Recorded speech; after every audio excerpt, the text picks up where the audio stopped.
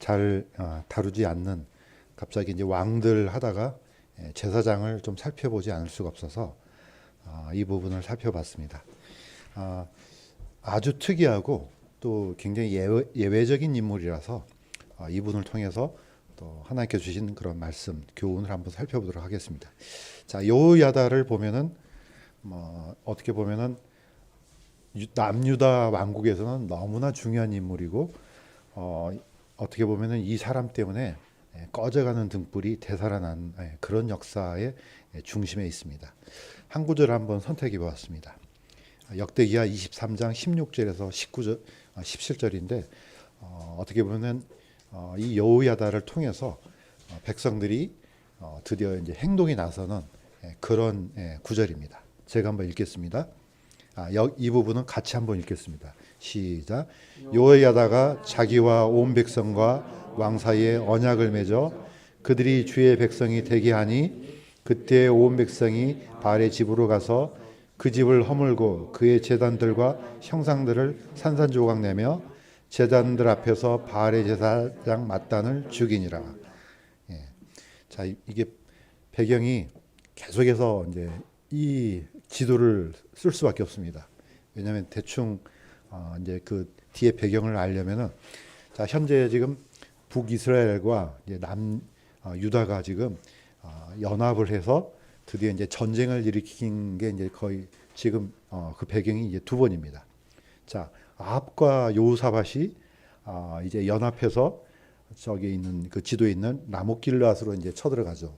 이 이제 저번에 얘기했던 것처럼 이 라못길르앗은 너무 중요하죠. 왜냐면은 여기가 이제 만약에 시리아한테 뺏기게 되면은 바로 북이스라엘의 이 통로가 열리거든요. 그러니까 어떻게 하든지 여기를 장악해야만이 방어도 되고 또 교통의 요충지도 되고 또 여기서 나오는 아주 뭡니까 길르앗 지방에서 나오는 그런 향료, 유향 이런 것들이 물품들이 많으니까 너무 중요한 거죠.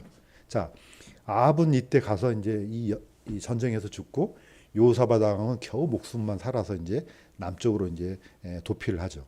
자, 이때 다시 아합의 아들 요람, 그러니까 이게 굉장히 헷갈리죠. 이름이 보면은 뭐 이 사람이 저 사람 같고 저 사람이 이 사람 같고 이게 헷갈리는 이름이 나옵니다. 자, 아합의 아들이 아하시아가 있는데 그 아하시아가 죽자 또 요람이 또 왕권을 장악합니다. 그러니까 사실 아합에게는 이 아들들이 아하시아도 아들이고 요람도 아들입니다. 또 누가 있습니까? 아달랴도 있습니다. 딸도 있고. 근데 이 딸은 누구한테 보내냐면은 요사밧 아들 요람한테 또 보냅니다. 자, 그런데 요람과 또 아하시아가 또 연합해서 라못길르앗을 또 쳐들어가죠. 이걸 뺏으려고. 그런데 이때 드디어 예후가 나타나 가지고 두 사람을 한꺼번에 다 죽이죠. 자, 그러니까 어떻습니까? 이제 아합의 왕조는 끊어집니다. 드디어 이제 예후 왕조가 북이스라엘은 시작되고, 자, 남유다는 이제 요사밧의 아들 요람이 또 죽고 요람의 아들 아하시아가 이 또 라못길르앗에서 뭡니까 같이 연합하다가 나중에 예후에서 죽으니까 왕이 사라져 버리죠. 뒤를 이을 왕이 있는데 이때 바로 이 왕권을 장악한 여자가 바로 아달랴입니다. 근데 이 아달랴는 누구의 딸이냐? 아합 이세벨의 딸입니다. 그러니까 어떻게 보면은 이 예후는 북이스라엘에서 이 아합에 속한 자들을 모조리 다 척결했습니다. 그러니까 딱 한 사람 남은 거예요. 한 사람이 어디로 갔느냐? 남유다로 시집을 가서 지금 뭘 하고 있습니까? 세력을 확장하기 시작하죠. 바로 이제 이게 아달랴가 등장하는 배경입니다. 남유다에서 북이스라엘과 남유다를 합쳐서 유일하게 여자가 된 왕은 이 아달랴가 유일하죠. 이렇게 해서 이제 드디어 이제 등장하게 이제 됩니다. 자, 그런데 이 아달랴의 영향력을 한번 살펴보겠습니다. 아무튼 대단한 어떻게 보면 악령 것 같아요. 여기에 있는 역대기를 이제 보시면은 이거는 제가 한번 읽겠습니다. 아까 요사밧의 아들이 요람이라 그랬죠. 바로 요람의 아들이 또 아하시아입니다. 두 사람이 어떤 행보를 보였는지 한번 보겠습니다.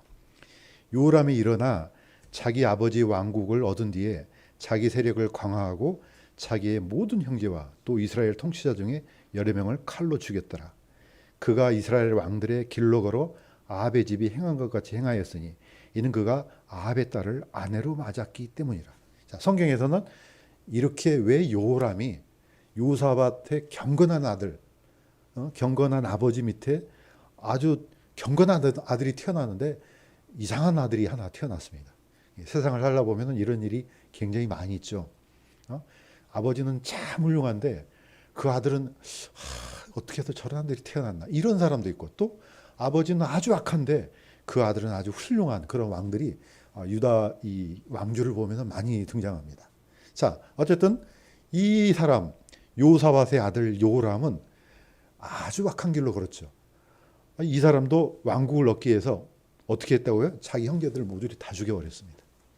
그 다음에 이스라엘 통치자들 중에 여러 명을 칼로 죽였고, 자, 그 이유는 뭐냐? 그가 아합의 딸을 아내로 맞았기 때문에 이렇게 됩니다. 아합의 딸이 바로 아달랴입니다.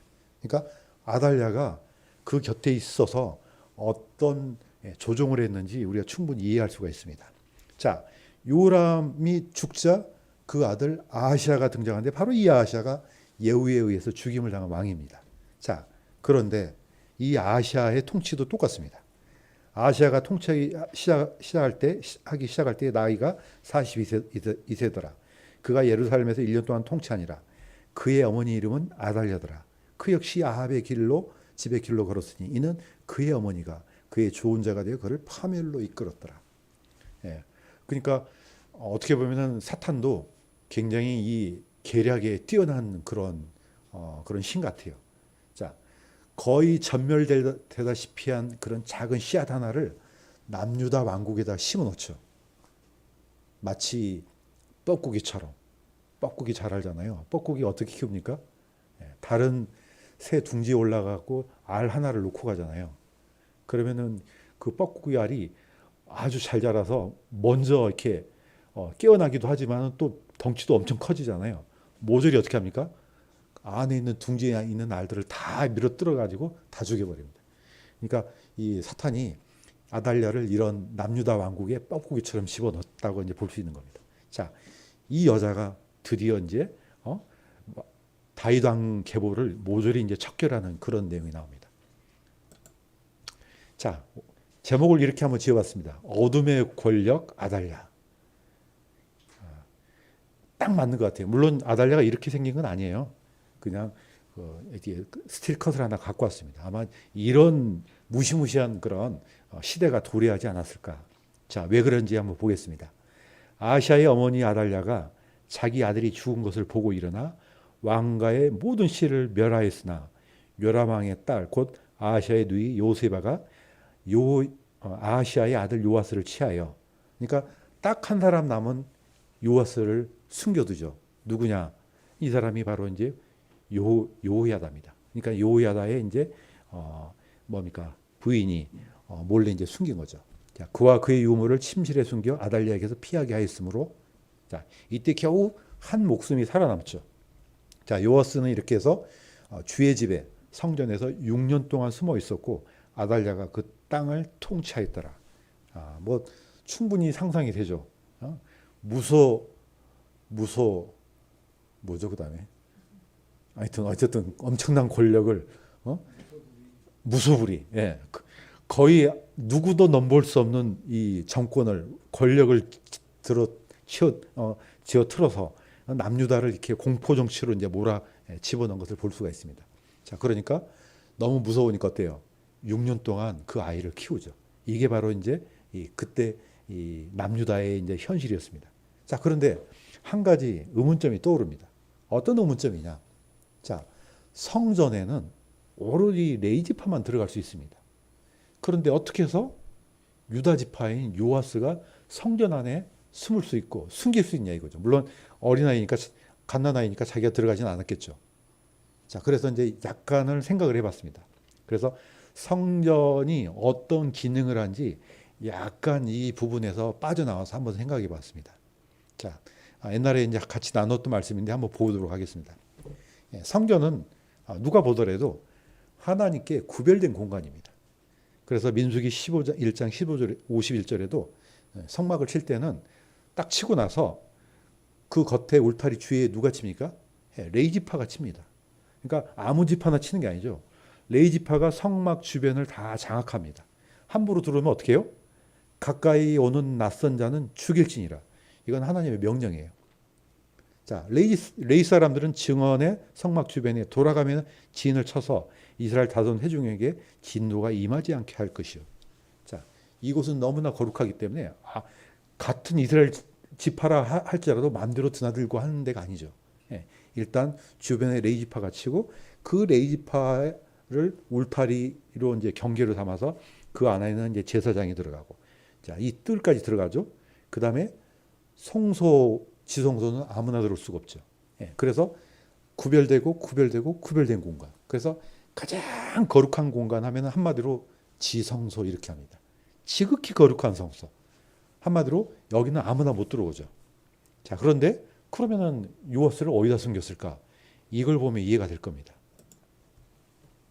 예, 물론 하나님은 하나님의 공의의 공간입니다. 그런데 이 솔로몬 성전과 헤롯 성전과 나중에 있을 천년왕국 성전을 비교해 보면요, 지성소와 성소는요 똑같습니다. 넓이가. 자, 모세의 성막에서 지성소는 10규빗이에요. 그러니까 약 5m, 약 5m 정도로 하면 되겠네요. 자, 솔로몬 성전은 지성소가 넓이가 20규빗이에요. 그러니까 평당 10m 정도. 자, 헤롯 성전도 똑같습니다. 나중에 어마어마하게 커질 이 천년왕국 성전도 똑같습니다. 뭐만 넓어집니까? 뜰만 넓어져요. 뜰만 계속해서 넓어져요. 자, 그래서 제 생각에는 이 성소와 지성소는 들어갈 수 없지만은 그 뜰에는 제사장들이 사용할 수 있는 공간이 많습니다. 여기 이제 그림에 보면 있겠지만 제일 끝에 있는 게 바로 어떻게 보면은 모세 성막의 어떤 넓이하고 비슷합니다. 근데 밑으로 쭉 하나 삐져나온 데 있잖아요. 이건 뜰입니다. 그러니까 뜰을 넓히고 그 다음에 뜰을 또 한 겹 더 쌓아서 더 크게 만들었습니다. 헤롯 시대 때는. 그러니까 바로 얼마든지 뜰에 제사장들이 사용할 수 있는 빈 공간이 있을 수 있다는 거죠. 자, 어쨌든 성전의 기능을 보면은 시편 73편에 보면은 아삽이 이렇게 기록했습니다. 보라, 이들은 경건치 아니한 자들이로되 세상에서 형통하며 재물을 불린도다. 내가 이것을 알려고 생각한즉 그것이 내게 너무 심한 아픔이 되었는데 하나님의 성소에 들어갔을 때야 비로소 그들의 종말을 내가 깨달았나이다. 이 아삽이라는 사람은 아마 다윗 시대 때 찬양을 담당했던 제사장 같아요. 자, 이분이 쭉 생각해 보니까 왜 이 하나님을 믿지도 않고 아주 극악무도한 사람들은 더 잘 되는 것 같고 수명도 더 늙고 도대체 이게 잠이 안 옵니다. 그러니까 이분도 아마 그런 것 같아요. 생각하면 생각할수록 너무 큰 아픔이요. 어째서 이런 일이 일어날까? 그런데 언제 이걸 비로소 깨닫습니까? 성소 안에 들어갔을 때. 자, 하나님의 성전은 어마어마한 희생제물들이 날마다 죽어나간답니다. 그러니까 하나님 앞에 쓰고자 했을 때는 내 대신에 반드시 제물이 죽어나가야 됩니다. 그러니까 하나님께서 죄를 용납하지 않는구나, 이걸 깨닫는 겁니다. 이거는 하나님의 공의가 여전히 작동되고 있는 거죠. 이 성전은 바로 그런 시스템이에요. 그러니까 제사장이든 누군가에 하나님 앞에 들어갈 때는 반드시 뭐 합니까? 제물을 죽여서 자기 죄를 대속할 수 있는 희생제물을 드려야 됩니다. 이런 시스템을 발견한 거죠. 하나님은 여전히 살아계시구나. 아무 일 없는 것처럼 보여도 여전히 이런 시스템으로 움직이고 있는구나. 이제 알게 된 거죠. 자, 그래서 성전은 하나님의 공의의 공간입니다. 어느 누구도 똑바로 설 수가 없습니다. 그래서 옛날에 베스메스 사람들이 법궤의 뚜껑을 열어보고 많이 죽었잖아요. 5만 70명이. 그러면 하는 얘기가 누가 이 앞에 이 하나님 앞에 누가 설 수 있느냐? 아무도 못 선다는 겁니다. 자, 세 번째 기능 중에 하나가 바로 이제 이런 기능입니다. 성전의 기능. 피난처의 기능이 있습니다. 자, 우리가 잘 알고 있는 것처럼 이 성전 뜰에 올라가서 이 화살표돼 있죠. 제단불을 잡아서 사는 사람이 있습니다. 아도니아가 그랬죠. 이제 압살롬이 죽으니까 이제 왕 차례가 이제 내 차례구나 해가지고 이제 막 자기가 왕처럼 행세하려다가 나중에 다윗 왕이 허가도 해주지 않았는데 승낙도 하지도 않았는데 왕처럼 하려다가 나중에 이제 망한 경우가 있죠. 자, 드디어 이제 솔로몬이 이제 그 정식으로 이제 왕권을 이임받자 아도니아가 놀래가지고 어디로 도망갑니까? 예, 성전으로 도망가서 이 제단불을 잡습니다. 제가 한번 읽어보겠습니다. 보소서 아도니아가 솔로몬 왕을 두려워하나이다. 보소서 그가 제단의 뿔들을 잡고 말하기를 솔로몬 왕이 칼로 자신의 종을 죽이지 아니하겠다고 오늘 내게 맹세하기를 원한다 하였나이다 하며 솔로몬 왕이 그에게 말하기를 내 집으로 가라. 예, 제단불을 잡으니까 어떻습니까? 가라고 허락을 해주죠. 그러니까 이거는 이제 어떻게 보면 그래서 이제 이 뿔을 구원의 뿔 이렇게 하죠. 뿔 자체가 어떤 권위, 권능 이런 표현을 씁니다. 그래서 보통 제사장들도 왕한테 기름 부을 때 뭐 이따 채워갑니까? 예, 뿔에다 채워가죠. 더 정확하게 말하면 황소의 오른뿔에다가 이 올리브유를 채워서 가서 이제 붓습니다. 예, 이거는 권능이란 뜻이죠. 하나님으로부터 온 권능이기 때문에 어느 누구도 감히 이 권위에 도전하지 못하도록 이렇게 이제 씁니다. 자, 그런데 또 한 가지는 아무나 그러면 가서 잡을 수 있습니까? 잡는다고 다 살진 않습니다. 자, 아도니아는 살았는데 요압 장군은 못 살았습니다. 예, 요압 장군도 제가 보니까 살았네. 그럼 나도 얼른 가야지 하고 잡았어요. 그 자리에서 죽었습니다. 그러니까 모든 사람이 다 허용된 건 아닌 것 같아요. 자, 그래서 이제 피난처 우리가 이제 도피성 같은 데 보면 이제 그런 기능을 하죠. 자, 도피성도 아무나 들어와서 도피로 되는 게 아니고 내가 잘못이 없고 우연히 잘못해서 사람을 죽였을 때 이거는 내가 고의적으로 죽인 게 아니잖아요. 이때는 이제 그런 피난처가 되는 거죠. 자, 그래서 이제 우리가 요아스를 보면은 충분히 성전이 이제 이런 기능을 한 걸 볼 수가 있습니다. 자, 그래서 이제 이렇게 이제 제목을 한번 정해봤습니다. 빛의 방패, 레이지파 대제사장 요호야다. 항상 성경에서 중요한 지파 그러면은 물론 유다 지파는 이제 다윗 왕권, 왕위를 이어받을 수 있는 그런 지파지만은 이 레위 지파는 하나님과의 예배를 담당하는 지파죠. 그러니까 어떻게 보면 12지파 중에 저는 가장 중요한 지파로 봅니다. 이 레위 지파는 그래서 레위 지파가 살면은 다른 지파도 살 수 있습니다. 근데 레위 지파가 무너지면은 국가 전체가 다 무너집니다. 뭐 엘리 제사장 얘기 잘 알잖아요. 엘리가 레위 지파 제사장인데 어떻습니까? 그 본인도 그렇고 그 아들들도 그렇고 나중에는 법궤를 빼앗기는 초유의 사건이 일어나잖아요. 자, 이때 이 레위 지파 대제사장은 똑바로 섰습니다. 어떻게 했느냐?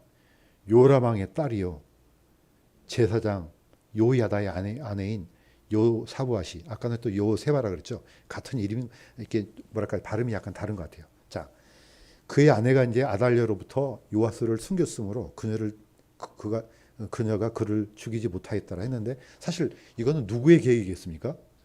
제사장 때문에 이렇게 되는 거죠. 예. 제사장이 어디에다 숨겨라, 어느 쪽으로 어떻게 하라. 이 뭔가 아녀자가 어떻게 알겠어요? 거기를 어떻게 들어가겠어요? 자, 그래서 이 요호야다는 이거는 자신의 책무라고 생각하고 이 요아스를 잘 숨긴 것 같아요. 한마디로 말해서 이 어떻게 보면 방패 역할을 하죠. 자, 두 번째는 이렇게 제목을 한번 정했습니다. 빛의 전사 레이지파 제사장 요호야다. 예. 물론 제사장이 뭐 칼 들고 싸우고 이러지는 않겠죠. 그렇지만은 영적인 의미에서 영적인 싸움을 한 겁니다. 예. 사실 이거는 목숨을 거는 행동이죠.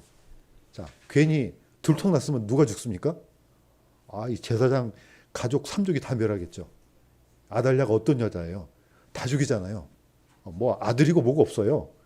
그냥 권력을 잡게 해서 보이는 족족 다 죽여버립니다. 어떻게든지 그래서 이제 권력을 잡았죠. 자, 그 어마무시한 그 권력의 칼을 어둠의 세력의 칼을 피해서 이제 때를 기다리죠. 드디어 6년을 키워서 이제 7년째 드디어 이제 행동을 개시합니다. 자, 그렇게 해서 이제 요호야다가 백성들을 일으켜서 드디어 이제 이제 요아스를 드디어 이제 꺼내죠. 자, 그런데 그가 하기 전에 먼저 무슨 일을 했는지 보겠습니다. 자, 요호야다가 드디어 이제 사람들을 보내서 레위 사람들과 이스라엘 아버지들과 우두머리들을 다 예루살렘으로 모았습니다. 자, 온 회중이 하나님의 집과 왕과 언약을 맺음에 그가 그들에게 이르되 보라 주께서 다윗의 아들들에 관하여 말씀하신 대로 왕의 아들이 통치하여야 하리라. 그건 맞는 말이죠. 당연히 다윗의 왕의 계보에서 왕이 와야 되고 또 그가 다스려야 되는 거 맞죠. 근데 왕이 어디 있어요? 자, 그래서 보여준 겁니다.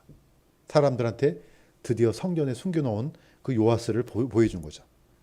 자, 어떻게 보면은 이 여호야다는 북이스라엘의 엘리야와 같은 사람이라고 볼 수 있습니다. 엘리야가 했던 일이 뭡니까?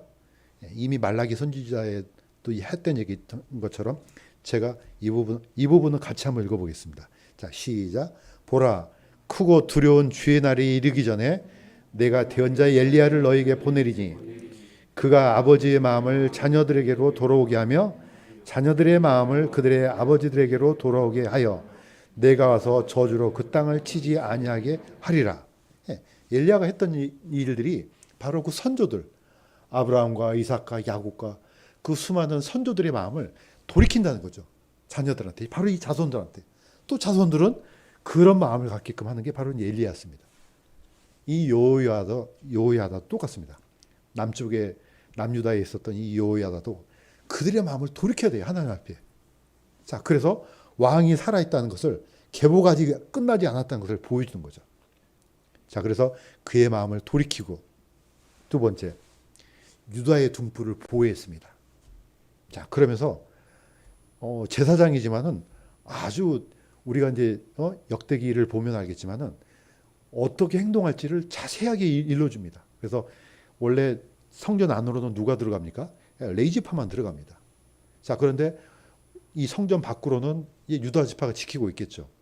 그러니까 이런 것까지 다 계산해서, 자, 레위지파가 왕을 호위하고 밖에서는 또 다른 팀이 호위하고, 그러니까 이 다윗 그 뭡니까, 이 왕조, 다시 말해서 그 왕궁에 이르는 길까지 다 차단해서 완전히 요아스를 이렇게 보호해서 이제 이렇게 얘기를 합니다. 제가 대신 한번 읽겠습니다.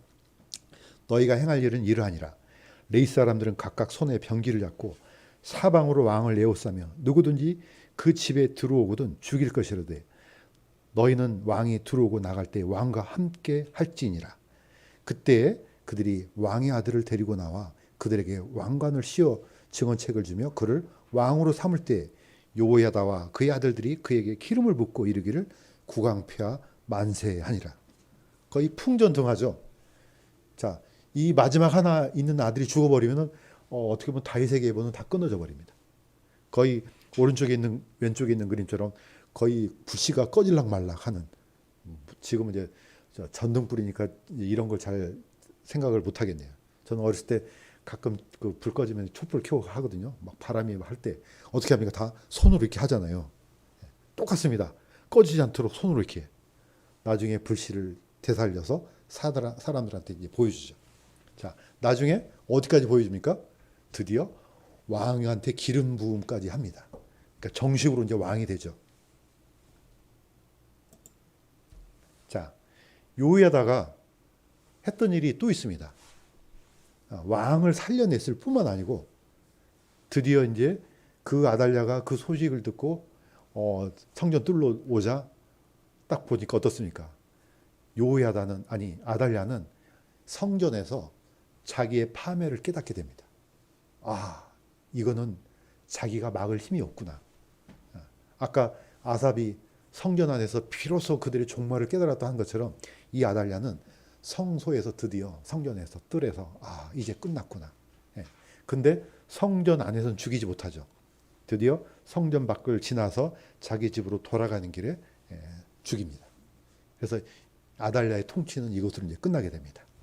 자, 그러면서 요호야다가 이렇게 합니다. 요호야다가 자기와 온 백성과 왕 사이 언약을 맺어 그들이 주의 백성이 되게 하니 그때 온 백성이 똑같습니다. 드디어 마음을 돌이킵니다. 백성들이 하나님께로 돌아옵니다. 그러니까 어떻습니까? 정신이 확 깨는 거예요. 그때 온 백성이 바알의 집으로 가서 그 집을 허물고 그들의 제단들과 형상을 산산조각 내며 제단들 앞에서 바알의 제사장 mat단을 죽이니라. 그러니까 남유다 안에 버젓이 이런 바알 제사장이 살아있는 겁니다. 드디어 정신 차리고 보니까 아니, 우리가 무슨 짓을 저지른 거지? 예. 가만 놔둬도 이 백성들이 가서 척결합니다. 자, 이사야서는 이렇게 기록했습니다. 하나님에 대해서 나는 주니라 그것은 내 이름이니라 나는 내 영광을 다른 자에게 주지 아니하며 내 찬양을 새긴 형상들에게 주지 아니하리라. 하나님과 우상은 절대로 같이 공존할 수가 없습니다. 이거는 하나님께서 직접 얘기하신 겁니다. 뭐 하나님도 섬기고 바알도 섬기고 이거는 하나님을 모독하는 겁니다. 둘 중에 하나 선택하라는 거죠. 자, 뭐 여기 우리 이제 부부가 있으니까 얘기합니다. 결혼하는 순간 뭡니까? 결혼하자마자 당신 외에는 다른 모든 여자는 가능성을 제로로 만든 겁니다. 그잖아요? 남편인 여자. 내가 하나님을 섬기는 순간 다른 모든 섬기는 대상이 없어지는 겁니다. 둘 중에 하나만 돼야 되는 거죠. 자, 그래서 야고보서도 이렇게 합니다. 하나님께 가까이 나아가라. 그리하면 그분께서 너에게 가까이 오시리라. 너희 죄인들아 너희 선을 정결하게 하라. 두 마음을 품은 자들아 너희 마음을 순결하게 하라. 두 마음이 생기면 안 된다는 거죠. 그래서 우리의 모든 경배의 대상은 예배의 대상은 오로지 하나님 외에는 되어서는 안 될 줄로 믿습니다. 물론 우리 삶 속에서도 그렇게 생활을 해야 되겠죠. 물론 완벽하지는 않지만은 나는 하나님만 섬기겠습니다. 그러나 내 육신이 연약해서 넘어지지만은 그래도 하나님만 섬기겠습니다. 요수아도 결단을 내라 그랬죠. 나와 내 집은 하나님만 섬기겠다. 너희들 선택해. 자, 이거는 날마다 물론 이제 우리는 하나님 안에 들어와 있으니까 뭐 그런 결단하지 않지만은 우리 삶 속에서 이러한 결단력이 날마다 되살아나기를 주님의 이름으로 간구드립니다. 자, 대제사장 요야다가 얻은 보상이 아주 특이합니다. 이거는 우리가 참 교훈으로 삼을 필요가 있을 것 같아요. 자, 왕들은 죽으면 어디에 묻힙니까? 유다의 왕들은 드디어 다윗 왕이 붙였던 묘실에 계속해서 묻힙니다. 이거는 뭐 당연한 겁니다. 뭐 우리나라도 그 왕들이 쓰는 왕릉에 왕들이 묻히지 일반 사람들이 안 들어가잖아요. 자, 그런데 아주 희한한 특이한 일이 생깁니다. 누가 들어갑니까? 이분이 들어갑니다. 제가 읽겠습니다. 요야다의 평생 동안 그들이 주의 집에서 항상 번제물을 드렸더라. 그러나 요야다가 늙어 날들이 차서 죽으니라. 그가 죽을 때의 나이가 130세더라. 그들이 그를 다윗의 도시에 왕들 가운데 묻었으니 이는 그가 이스라엘에서 하나님과 그분의 집을 위하여 선을 행하였기 때문이더라. 유일하게 왕의 묘실에 묻힌 사람은 이 사람입니다. 이 사람은 레이지파예요. 레이지파. 들어가면 안 돼요. 그런데도 불구하고 왕처럼 왕의 묘실에 묻었습니다. 저는 이걸 깊이 생각했습니다. 아니, 이런 특이한 일이 생길까? 이거는 하나님께서 이걸 깨달으라고 주신 것 같아요. 뭐냐?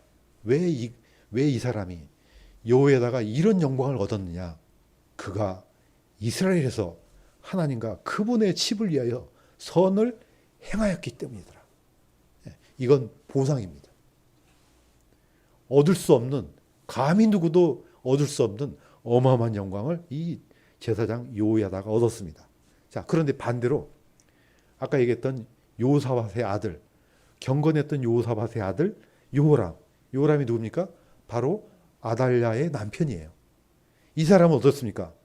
예루살렘에서 8년 동안 통치하다가 아무도 그를 원치 않는 가운데 떠났더라. 그들이 그를 다윗의 도시에 묻었으나 왕들의 무덤에 두지는 아니하였더라. 이 사람은 왕임에도 불구하고 왕의 묘실에 못 묻히죠. 그다음에 심지어 죽을 때 아무도 원치 않는 가운데, 그러니까 아무도 주목하지 않습니다.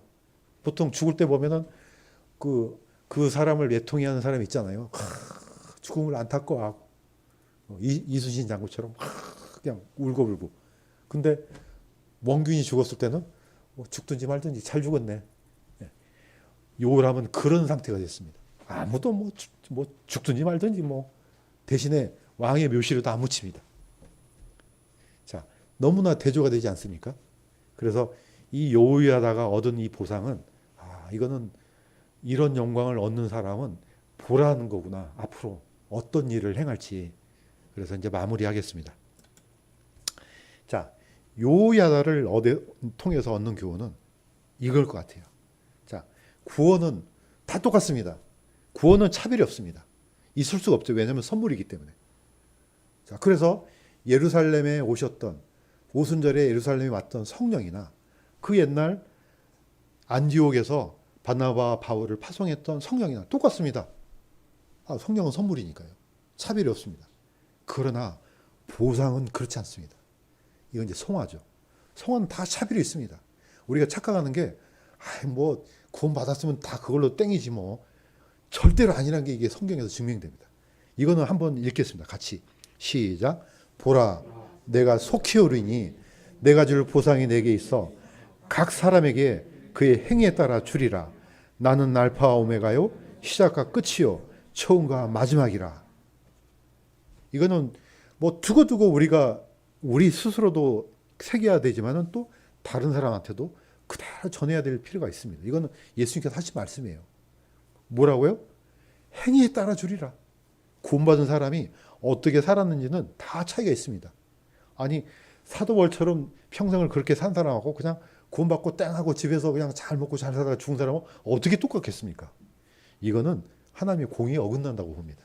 구원은 받을 수 있습니다. 그러나 구원받은 이후에 하나님을 위해서 어떻게 살았는지는 차별이 있다는 거죠. 자, 이거는 마지막은 이것도 마지막도 같이 읽고 마치겠습니다. 시작. 믿음이 없이는 하나님을 기쁘게 하지 못하나니 그분께 가는 자는 반드시 그분께서 계시는 것과 또 그분께서 부지런히 자신을 찾는 자들에게 보상해 주시는 분이심을 믿어야 하느니라. 아멘. 예. 이거는 절대적인 하나님의 약속입니다. 그래서 우리가 기왕 섬기는 거 정말로 내 모든 것을 다 바쳐서 주님을 섬기다가 또 하나님을 위해서 일하다가 주님 오시는 그날에